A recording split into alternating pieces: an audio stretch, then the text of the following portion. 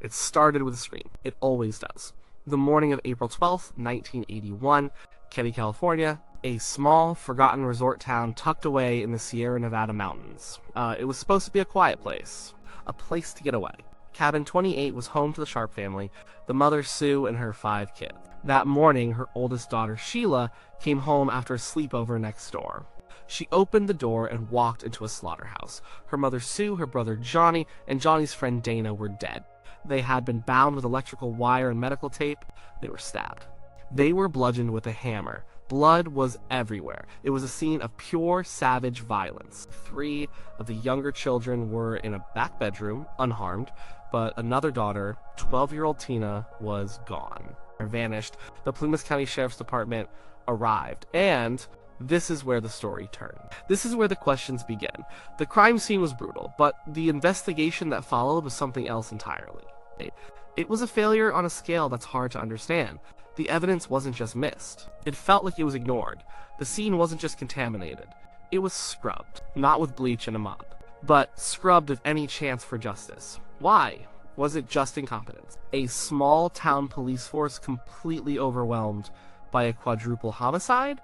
Or was it something darker? Was the Keddie Cabin crime scene deliberately wiped clean of evidence to protect someone? Or was this a cover-up? To understand what happened, you have to look at the mistakes. And there were a lot of them. They started almost immediately. The first deputy on the scene saw the bodies and immediately backed out. He called for backup. That was the right move. But then things went wrong. The scene was not secured. Not properly. People were in and out of that cabin all day. Neighbors, police officers, people who had no business being there. Each person who walked through that door was another footprint, another potential piece of evidence destroyed, another fingerprint smudged. Think about it. In any modern investigation, the first thing they do is tape everything off. Nobody gets in. They create a single path for investigators to walk. They document everything before they touch it. That did not happen in Cabin 28. It was a chaotic free-for-all. The sheriff at the time was a man named Doug Thomas. He was in charge. He was seen as a good old boy, a local guy. He was not a seasoned homicide detective. His department was small. They handled petty theft, maybe a bar fight. A multiple murder with this level of brutality was something they had never seen. So, the first argument is simple incompetence. They were in over their heads. They didn't know what to do. They treated a complex, bloody crime scene like a car accident. They let too many people in, they touched things without gloves, they missed crucial evidence. A bloody knife was found on the counter. One of the investigators just picked it up.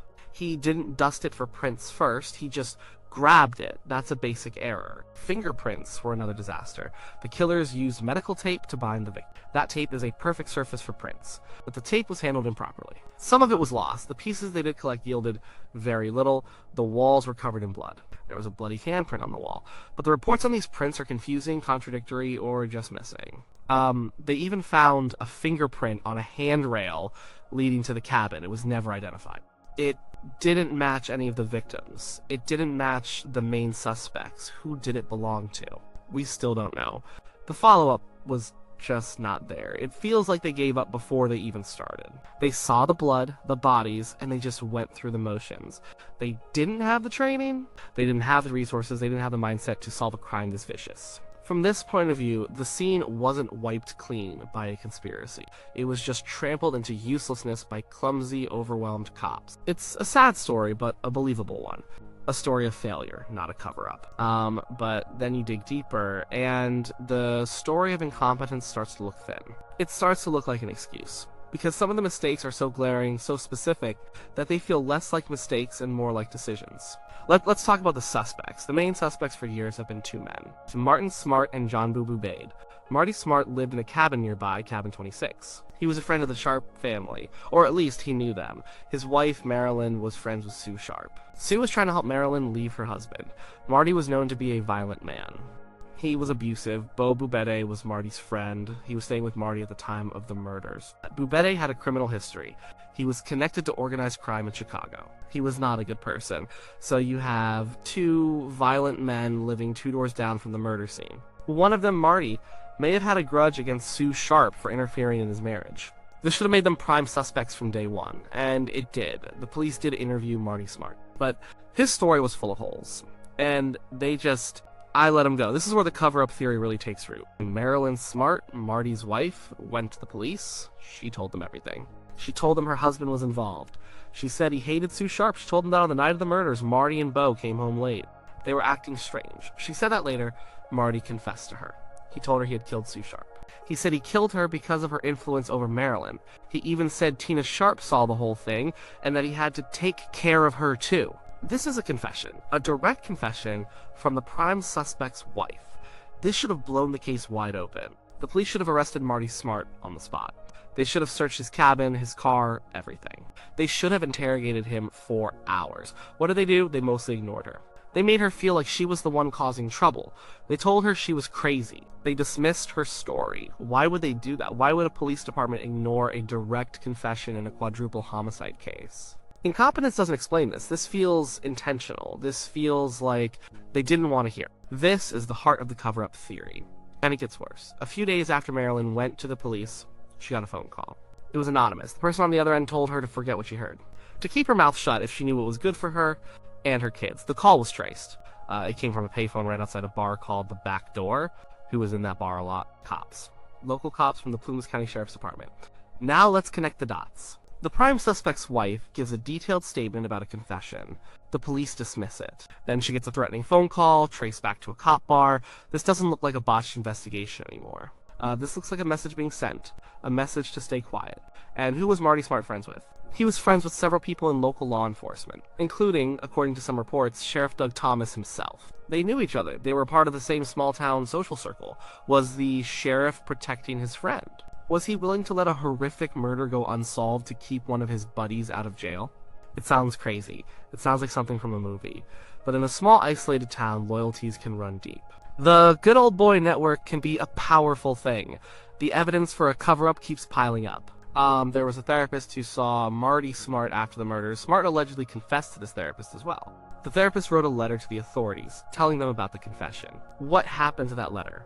What happened to the therapist's notes? They vanished. Just like so much other evidence in this case.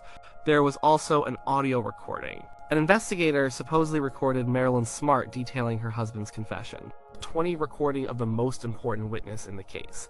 That tape disappeared. It was lost. How do you lose something that important? You don't. Not by accident. The crime scene itself holds more clues to this. Justin, one of Sue's sons, who was in the back room and survived, was later put under hypnosis by the police. During the session, he described two men. His description matched Marty Smartt and Boubede. He even heard them arguing with his mother. He heard them say things like, "I told you to do what I said, and I don't want your kids."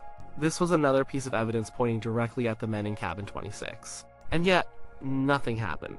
The term wiped clean becomes more literal when you look at the physical evidence, or the lack of it. The killers were covered in blood. There is no way they weren't. They would have tracked it out of the cabin. They would have gotten it in their car. They would have, had it on their clothes. But the police searches were superficial. They didn't find any bloody clothes. They didn't find any blood in Marty's car. Did they look hard enough, or did they not want to find it? Perhaps the most damning piece of physical evidence is a hammer. One of the murder weapons was a hammer. For years, the police said they never found it. But years later, a man came forward. He said he found a hammer in a pond near Keddie not long after the murders. He thought it looked suspicious, so he called the sheriff's department. He said Sheriff Doug Thomas himself told him, "Don't worry about it. We've got the murder weapon." He told the man to just throw it back in the pond. But the man didn't. He kept it. Decades later, when the case was reopened with new investigators, he turned it over. That hammer was tested. It was found to be consistent with the type of weapon used in the attacks. The new investigators believe it is the missing murder weapon, a weapon the sheriff in 1981 allegedly knew about and told a citizen to get rid of. If this story is true, it is the smoking gun of a cover-up. It's not incompetence to tell someone to throw a potential murder weapon back into a pond. That is obstruction of justice. That is a deliberate act to destroy evidence. Why would Sheriff Thomas do that? The only logical reason is that he knew who the hammer belonged to, and he wanted to protect him. And who did the hammer belong to? Many people believe it was Marty Smartt's. Then there is the matter of Tina Sharp, the 12-year-old girl who was missing from the cabin. The initial search for her was criticized as being slow and disorganized. It was like they weren't trying very hard to find her. 3 years later, a man collecting bottles found a piece of a human skull in the woods about 30 miles from Keddie. He called it in. The police got an anonymous phone call shortly after, confirming it was Tina's skull and telling them where to find the rest of her remains. Who made that call? The police never found out, but many believe it was the killer or someone close to the killer. Someone who wanted her to be found, maybe out of a sliver of guilt. But why wait 3 years? And why was she found so far away? It suggests she wasn't killed in the cabin. She was taken. She was a witness. Marty Smartt himself said as much to his wife. He said Tina saw everything. That's why he had to take her. The investigation into her disappearance and murder was just as flawed as the initial one. The site where her bones were found was not properly secured or searched. More evidence was likely lost. It was another failure, or another deliberate misstep. So you have two competing stories. One is about a group of small-town cops who were completely unprepared for the horror that landed on their doorstep. They made mistake after mistake because they just didn't know any better. Their pride and the insular nature of their community prevented them from asking for help from more experienced agencies like the FBI. The evidence wasn't intentionally destroyed, it was lost in a fog of incompetence. The other story is much darker. It's a story of corruption, a story where a sheriff and possibly other officers deliberately sabotaged a murder investigation to protect a friend. In this version, the crime scene wasn't just mishandled, it was controlled. Evidence wasn't just lost, it was made to disappear. Witnesses weren't just ignored, they were intimidated. The search for a missing girl wasn't just slow, it was intentionally weak. So which is it? The truth is probably somewhere in the middle, and that's what makes it so frustrating. The incompetence was real. The Plumas County Sheriff's Department in 1981 was not a modern forensic unit. They were out of their depth. That initial chaotic failure to secure the scene created the perfect environment for a cover-up. The incompetence provided the cover. Think of it this way, if you're a corrupt official trying to hide something, the best place to do it is in the middle of chaos. When dozens of mistakes are being made, one more deliberate mistake doesn't stand out. Losing a tape recording? Well, we lost a lot of things. Ignoring a witness?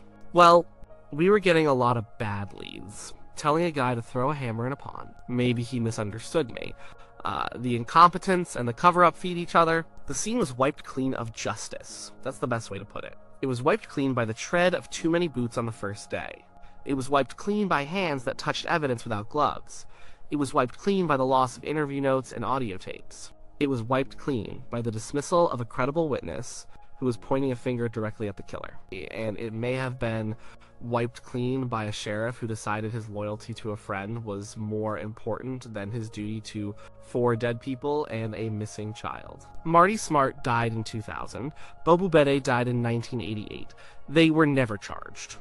They never had to answer for what they did. They took their secrets with them. Sheriff Doug Thomas is also gone. He never had to publicly explain his actions or his inactions. In recent years, new investigators have taken over the case. A man named Mike Gamberg, a Plumas County special investigator, has been relentless. He's the one who got the hammer. He's the one who has publicly named Smartt and Boubede as the killers. He's the one piecing together the old evidence and confirming what many suspected all along. He's trying to clean up a mess that's 40 years old. Modern DNA testing has been done on some of the evidence, like the tape. But it's been difficult. The evidence is old, degraded, and was poorly preserved. It's like trying to reassemble a shattered vase when half the pieces were thrown away at the start. So, why was the scene wiped clean? It was wiped clean because of a perfect storm. A storm of ignorance, arrogance, and very likely corruption. The initial blunders of an incompetent police force created the opportunity. A corrupt few then exploited that chaos to steer the investigation away from their friends. They didn't need to bleach the cabin, they just had to let the system fail and then give it a few strategic nudges in the wrong direction. They let people walk all over the evidence. They lost the most important files. They intimidated the one person who could tie it all together. And they told a man to throw the murder weapon back in a pond. It was a masterclass in how to make a murder investigation disappear. The tragedy of Keddie is not just that 4 people were brutally murdered. The tragedy is that the people responsible for finding justice were the very people who destroyed any chance of it. They didn't just fail the Sharp family, they failed the whole community. They allowed killers to walk free. And they created a mystery that still haunts those mountains. The bloodstains in Cabin 28 were cleaned up a long time ago. But the stain of this investigation, the questions about what really happened and who protected who, will probably never wash away. It's a ghost that will not rest.